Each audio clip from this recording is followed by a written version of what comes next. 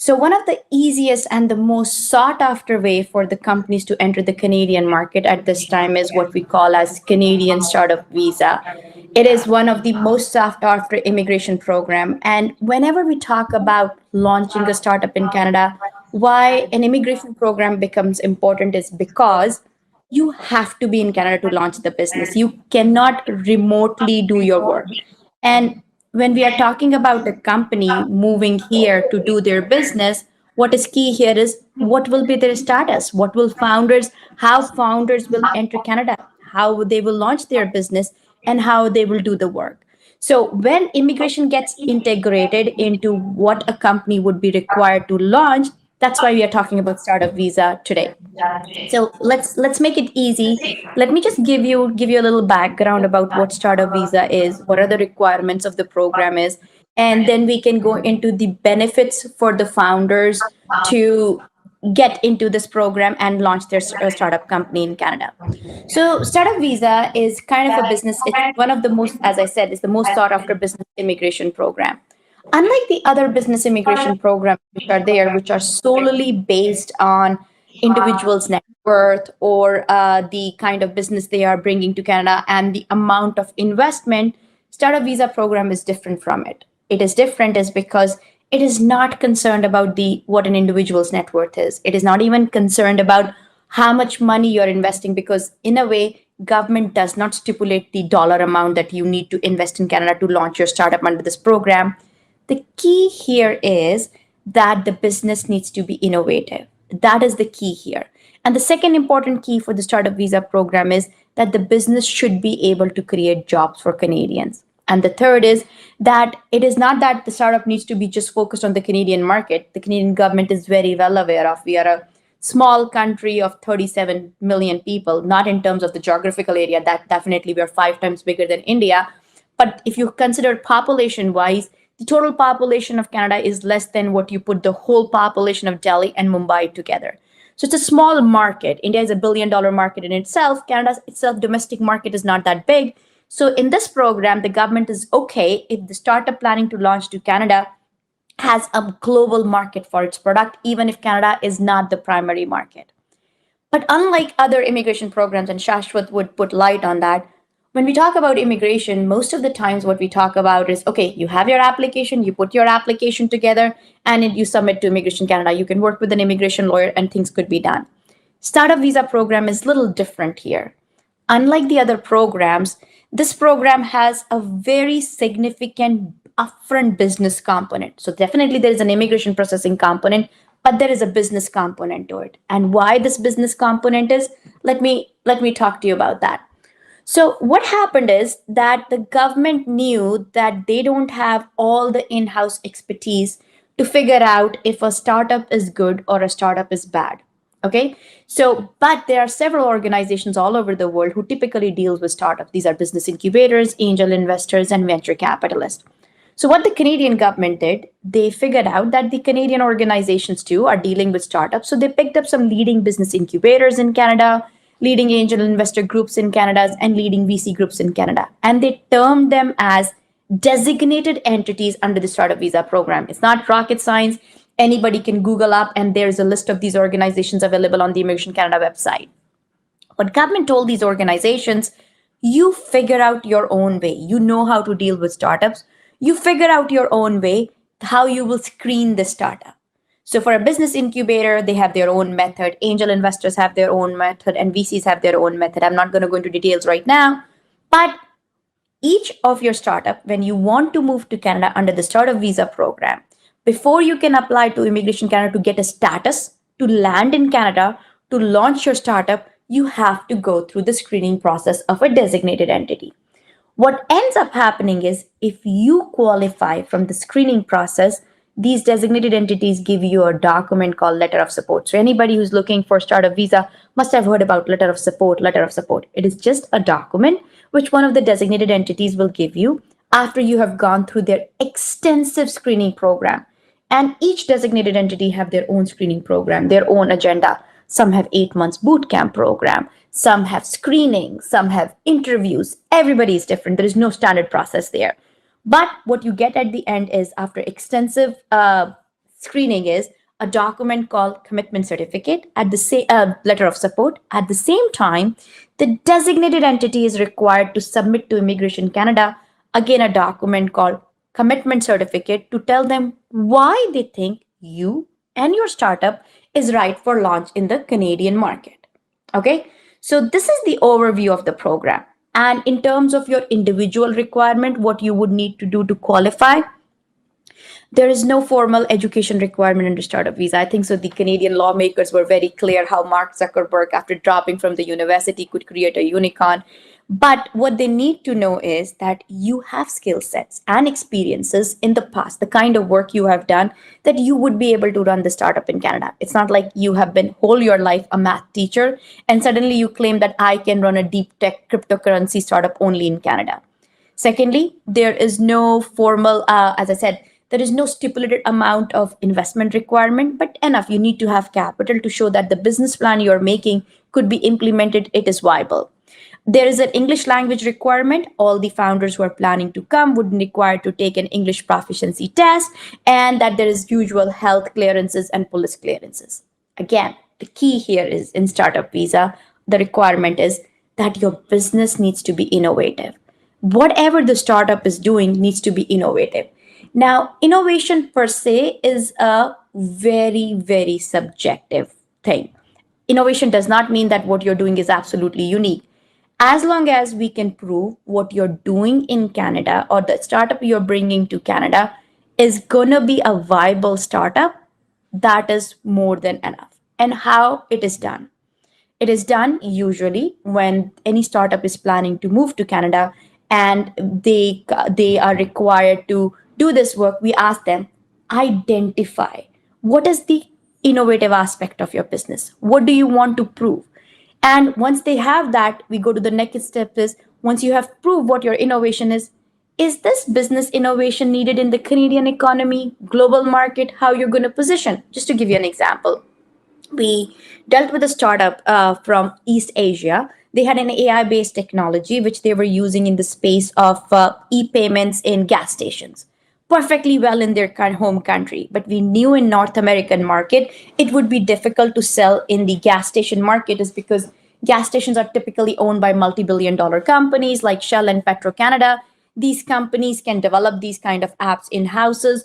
So we look for the market gap. We look for the market gap that this technology is a very valid technology, but we can use this technology in the space of parking lots. So when somebody is looking to launch their startup, idea is identify your innovation, figure out how you're going to tailor for its launch in the Canadian market, what all the groundwork you need to do. So when you go to a designated entity, you should be able to tell them, how this technology is good, how you're going to start the work in Canada, what will be your go to market strategy. All this has to be done. And then you figure out how you're going to prove yourself that you have done enough due diligence, figure out that you know where you're going to start and how you're going to start. So basically, every company should go through what we call as a concept validation. You figure out the eligibility.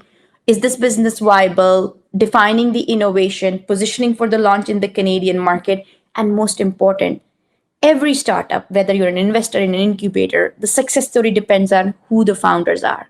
So you need to make sure that you're able to convince a designated entity that as the founders of this company, you have the skill sets and experiences that you would be able to launch this company in Canada.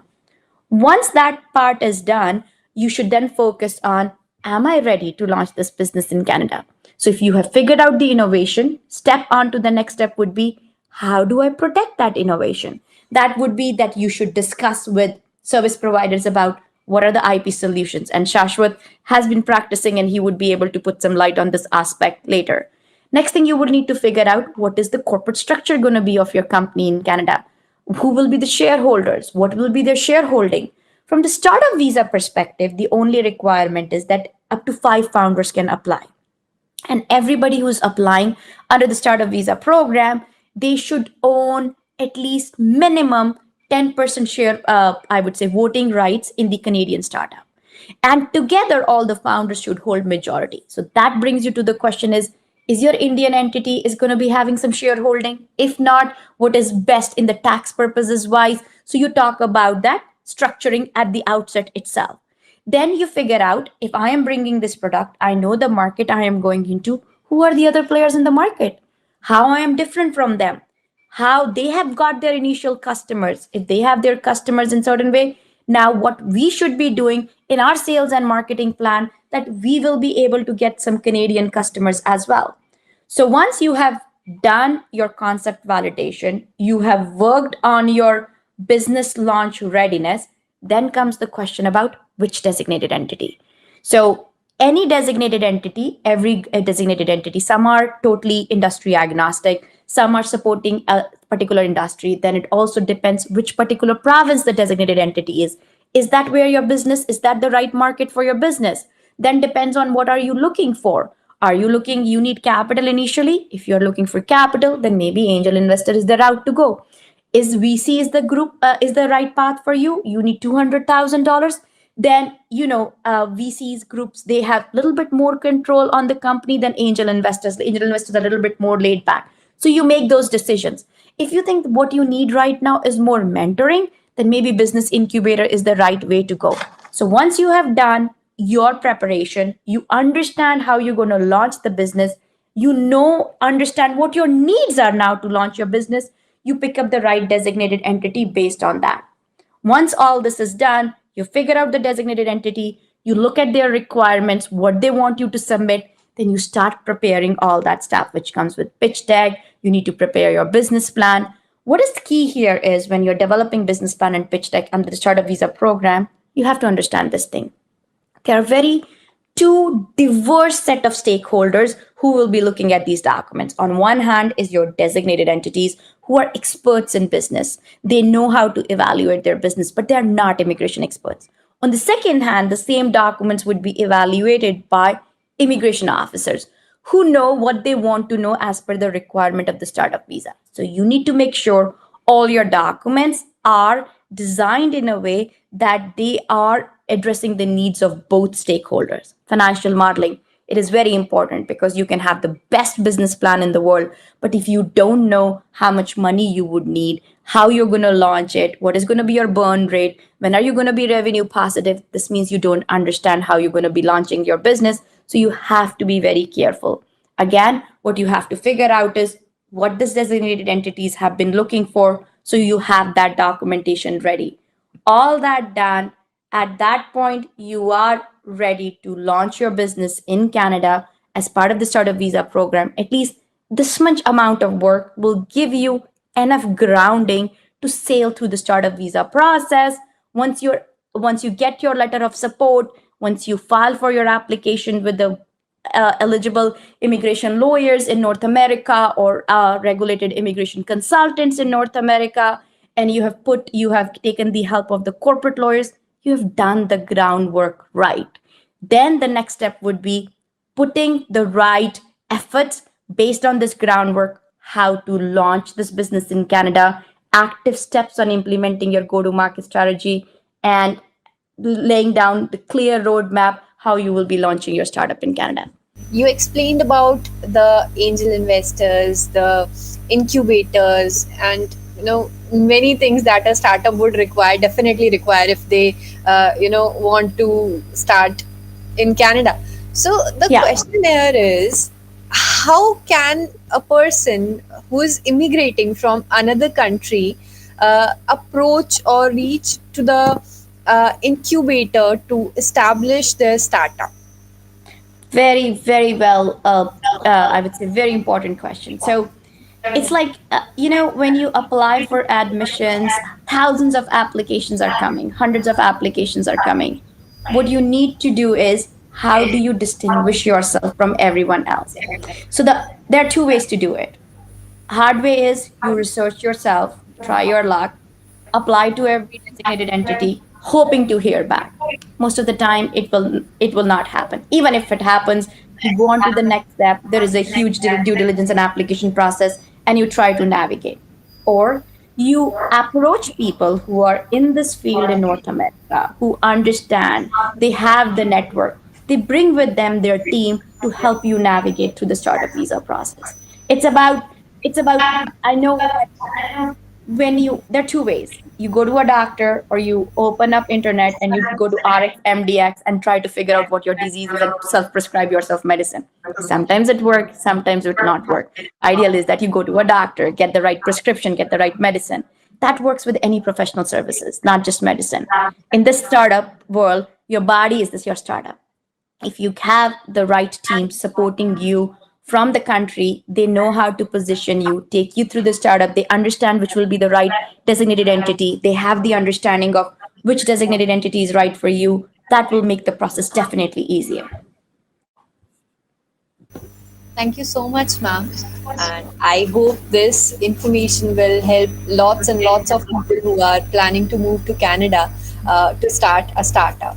So, with this, I would request Mr. Jindal to give your views on the startup program, the journey of a startup in Canada. Startup program on the journey of a startup in Canada. Well, actually, ma'am has already given us a lot to think about with the startup immigration program. So I wouldn't go into it directly. My main this thing will be, why is it that Canada is such a great destination for you to open up your business? So, if I'm to answer a question that why will I consider it for as the best time for entrepreneurs to shift their bases to Canada, primarily, the answer is the new startup visa program. And as you know, if you go through the IRCC website, the first thing which you will see whenever you research on the Canadian any visa program is that Canada is welcoming almost 400,000 new immigrants every year under their 2021 to 2023 plan. Uh, the pandemic has been a costly affair for the Canadian government, and the Canadian government has spent almost $642 billion dollars on various pandemic initiatives. Their GDP has tanked by almost 8.3%. And the only way I believe that even the Canadian government, I believe, is working on this is that when they'll attract more investments, business will come and they will flourish. And by that, that is the only way by which they will come back on track. If you look at a lot of provinces in Canada, you will see that they are quite underpopulated areas. If you go to Yukon, or towards the upper side where it's colder, and by populating these areas, they will definitely be more increase, and it will be a better this thing for the Canadian growth. A primary, being from an Indo-Asian background, one of the primary problems people in from countries such as India, Pakistan, Sri Lanka, Bangladesh face is that in our countries there is a lot of corruption, red tapeism, lack of research facilities, which makes it difficult for a startup to reach a niche market. And the rising population in our countries has created an environment where there are such malpractices going on that for a person who wants to start a business, it can be very, very difficult. And even and as if you look at the perception index, latest perception index rate rankings, India has been ranked 81, whereas Canada was ranked just 12. So it can give you a good idea of how it will be better if you shift your base to Canada. Canada can be, well, as the ma'am had previously mentioned, as per Section 16, Part 1 of the Canadian Charter, English has been called as one of the official languages of Canada, though there are English and French, but French, though it is little less globally spoken, English is a very widely globally spoken language. And for people, not only in India, but world over, if they want to shift to a different country, or you want to shift base, or you want to start a startup, I think Canada will be a very good option for you. And with the influx of talent by the new immigration program, even people who are themselves in Canada presently, if they want to start a startup, it will be a very good idea for them. And I believe that this influx of people with their new immigration program, especially like I mentioned before, that they are going to call almost 400,000 new people.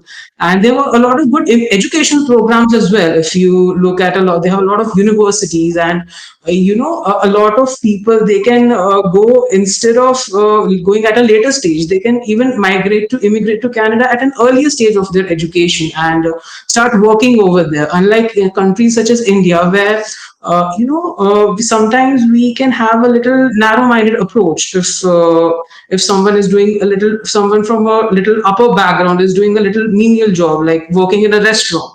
But in Canada, I have seen that in my interactions with people, that people are a lot more open-minded and they have a lot of dignity for labor. And I believe that in such a circumstance, it will be a very great option for people to shift to Canada. And I believe that cutting edge tech startups will be the way of the future. And especially if you see that there are a lot of startups in Canada like Slack, Hootsuite, Kick, which have empowered the growth and development of the economy, especially during. And I believe that, for example, Slack platform where by which you can manage your workforce remotely. And this has been used by a lot of companies who try to outsource work, or especially outsource work, or have to. And this is developed by Canadian. This is a Canadian company, and Shopify. Shopify is such a famous company world over, and that is a Canadian company as well. So I do believe that startups will, like Canada is a great place. Another point I would like to add before the next question is that as per the index of top 10 countries, and recently, as per the World 2020 report, Canada was ranked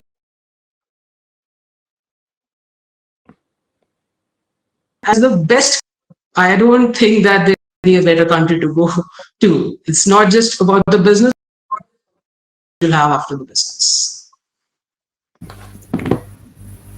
Thank you so much for such a wonderful introduction, sir. With this, I would like to ask Upasna ma'am a question. So, Yeah.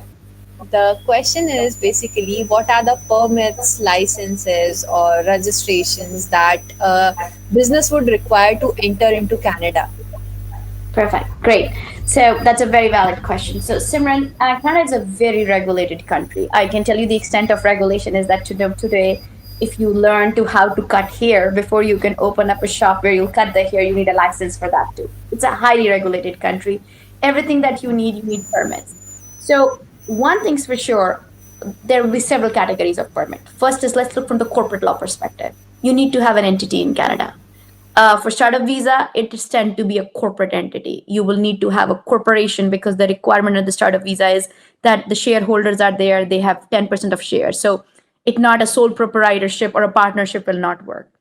So if you're coming to Canada and you're looking for a startup visa perspective, then you should be looking at opening up a Canadian corporation. If you're still a startup and you move to Canada and you're not looking for permanent residency or you're not looking for Canadian startup visa, then the other option is that you open up a subsidiary of your Indian company in Canada. So there are various options. So one is you need to have a corporate entity. Second is you will need to have the regular tax filings done.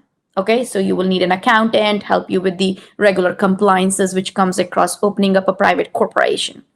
Third is which industry sector you are going for. Each industry sector has its own regulatory compliances.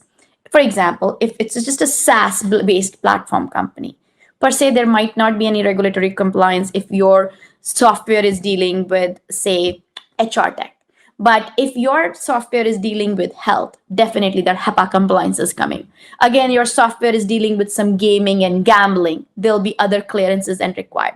So again, this is again comes to the same need. You need people in the ground, on the ground in Canada to help you navigate through all the licenses. For example, we are dealing with a company from Nigeria right now who are coming into the space of MSB, which is money as services business. They are into remittances. So definitely we have to apply for all the MSB licenses. Now there is a health tech company which is coming in the space of CBD. So they will have to apply for those. So it depends. There is one is standard. Everybody will have to have a corporate legal entity here. But other than that, depending on which industry you are, because Canada is a highly regulated country, what there will be some specific licenses or permits which would be required to apply for when you're coming here. Again, do you need to apply? The question would be, do I need to apply everything before I enter Canada?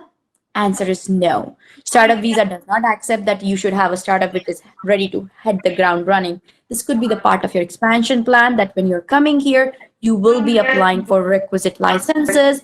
And again, we have experts on the panel who can help you to apply for all the requisite licenses and permits which are required to launch your business in Canada. Thank you so much for informing us about the licenses and registration. So, with this, we have another question for Mr. Jinder. So, the question is, what are the basic legal issues that all entrepreneurs in Canada should know about? When I talk about the basic legal issues,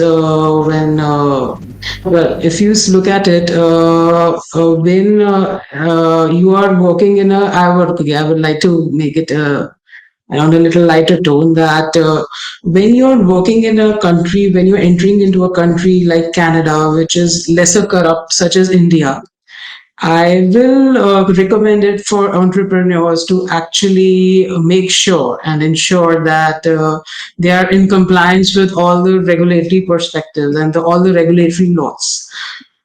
Uh, though this is quite a vast topic which you've asked me, Simran, because this each answer I can give to is it's a separate point of discussion in itself. But I will like to, but what I can try to do is just answer small bits of it, which might give the audience a little bit of a introduction to what all the topics are. And I believe that one of the foremost issue that entrepreneurs have, like my answers will be quite simple because I believe that it's the simple most important to keep in mind. People often go into the more complex answers and they forego the simple things, and that is what later on creates the problem. So one of the foremost problems which are people face, that people do this on a global scale, not just Canada, is that people tend to not have very airtight contracts.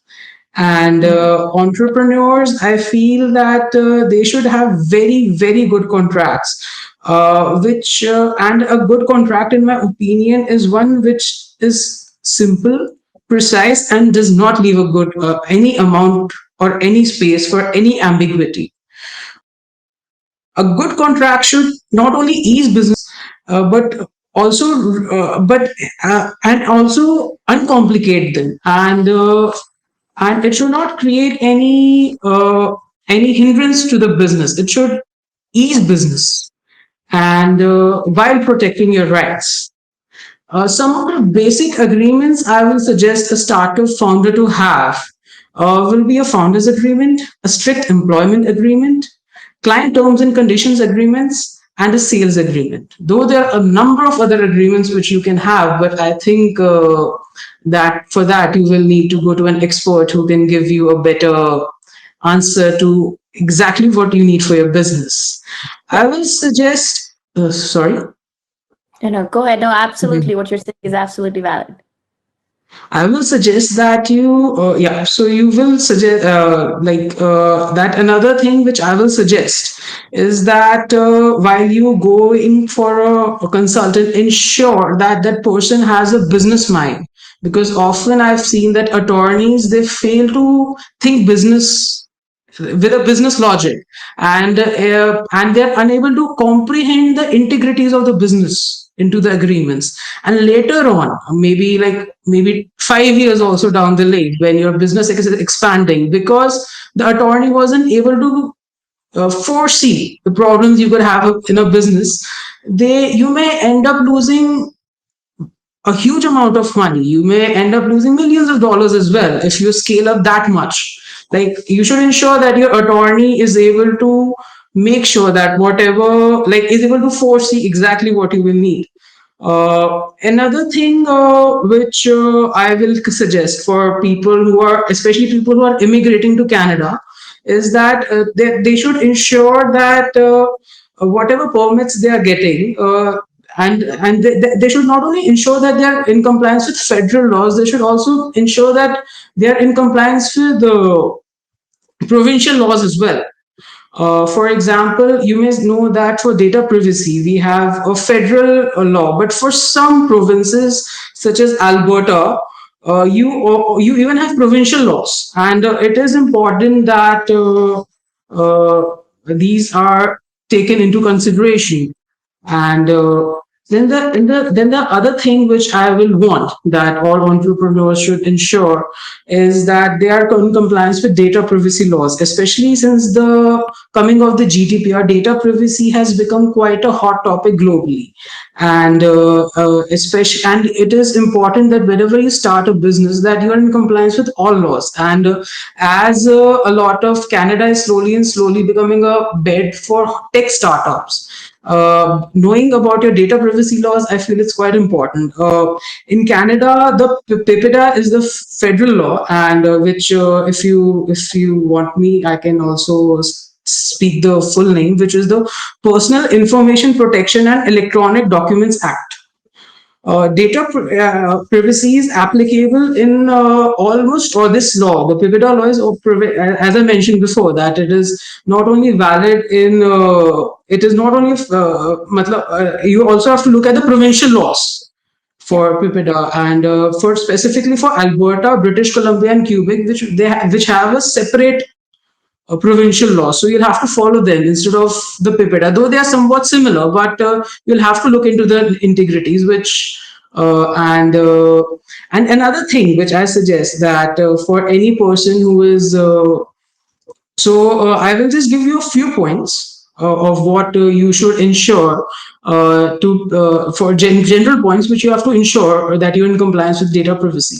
So the first thing that you should ensure is that you have the complete information. I think you should do a data protection assessment and ensure that so that you know that what data you have, what data you are taking, and where you're storing, especially if you're taking the help of a third party data storage, for example Google Cloud, or maybe Dropbox, or even Amazon AWS. Even if you're taking their help, you have to ensure that whatever data you're taking, it is you know where it is. And in case there is a breach, you should be able to ensure that you will be notified by the parties, and the people are responsible. For example, it shouldn't be that you have kept it with a third party and there's a breach and they don't inform you, and some vital information gets leaked. I will also recommend that you take any information. You ensure that any information you take from the consumer, you take permission from them, and for the storage of data, and you should have a stringent privacy policy to ensure that you don't have any problems later on. And other than that, though, as Upasana ma'am had previously shown in a presentation as well, I believe that it is quite important to have your IP laws in IP protections in place, especially relating to trademark, your industrial designs, your industrial, and your patents. And you have to ensure that, and I also suggest, this is something which I suggest to a lot of people, when you are using a lot of images to promote your product, especially for physical products, you should just get a catalog made and get a copyright of the same. You can do it at the Canadian Intellectual Property Office, or the CIPO. And you should I will definitely recommend that you consult a great consultant before you do such things, who knows how to do a search for each of these each of these intellectual property rights, to ensure that later on you don't get caught up in a lawsuit. And also you have to know that the cost of filing these are can be quite higher as compared to countries such as India. And so seeing that, it is quite important that you do your search before filing, because otherwise you'll just lose out on money. Though I can keep going on about it, but seeing the paucity of time, I will recommend Simran to ask the next question. Sure, sir. So I would request Upasna ma'am to please add up to, what are the legal issues that are mostly faced by the startups in Canada? I think so. Shashwat has done a immense job here. It's a very broad question, as he said, because again, as I told you, there is no one specific answer for this because it depends on which part you are. But he has done a commendable job when it comes to corporate law. Thank you so He much, has touched ma'am. upon IP law also. So I would say start with like launching a business in any part of the world is a very arduous, I would say, journey on its own. And what we want to make sure is, and as Shashwat said, what he meant to say was like, this company is highly regulated. So it's not like you can pay your way and say, oh, I did not take this permit, so I pay my way, it will be done. You need to make sure you are in compliance with all the regulatory requirements for your business. So basic legal issues, I would divide it. You don't want to make it overtly difficult for the lawyers. So let's for the applicants. First, let's look at from the perspective of immigration. Make sure you don't have any criminality. You have the enough settlement funds available, and there is no other issues there. Then on the corporate side, make sure you have the right corporate structure, which I talked about. There are co-founders coming in the company, so definitely you want to make sure everybody's jobs are clearly defined. That means you should have a good shareholder agreement. Definitely any business, when you go, as Shashwat said, you need to have a lawyer who have experience in the field, because there's several contingencies which can come over the period of time when you're launching a business. So definitely when you get your shareholder agreement drafted now, keep in view the next 5 years, how your business is going to grow, where the valuations of the business are going to go, which markets you're going. So make sure you address some of those aspects. Again, then in the corporate law, I'm just repeating Shashwat book about shareholder, the sales agreements, definitely. Then the third very important part in Canada is the employment law. So if you're coming to Canada and you're hiring people in the future, you will be getting some Canadians to work with. So make sure you are getting the right employment lawyer, to have the right employment contracts in place. All the internal policies that your company is going to have in the future, harassment policies, cultural sensitivity policies, you just need to have guidance and get those policies in place. Don't have to do in the first year, but yes, slowly you have to do. Then we have taken care of the IP, as Shashwat said. Innovation is the key. And the best way to protect your innovation is to have the right intellectual property solution, which could be a patent, copyright, trademark.